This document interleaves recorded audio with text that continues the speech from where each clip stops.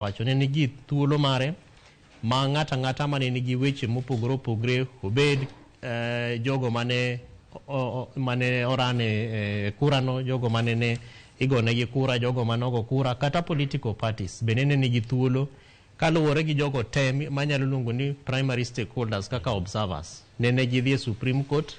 Court kikatiba bende nigi timelines kata saa ma dwarore ni gichiwo nonro margi ma mano notim kata obedo ni kaka nene jogo loso gi wakinde mopogore opogore kacha to kata na wuon ok namorgo kendo asenya kawo thuolo ma andiko negi manyiso gi ni ka gidwa ni mondo ji obed gi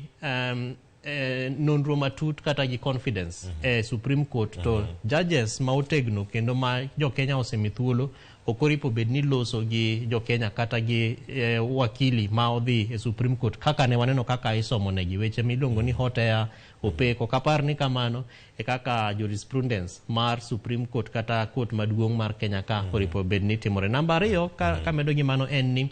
wasebedo gi tribunal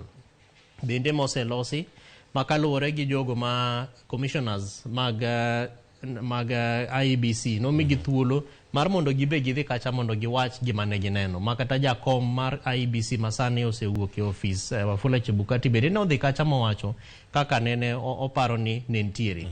gigo tema jakom kata ma jo Azimio wacho oko sani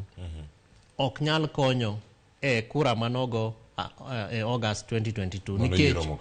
mano yiero mokalo nikech ing'e ni kata kiwache ni onge chieng' ma serikal ma kata president rais mose gone kura mose the Supreme Court process mose nyaka kawo chamo muma mose ting'o sword chamo wacho ni Kenya koro marwa kendo wadhi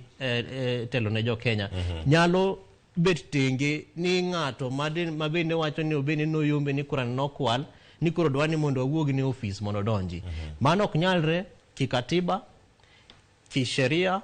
kata kiluwo processes mag kaka jo Kenya oripo bed ni yiero president margi. Mar adek ewi mano Cleo en ni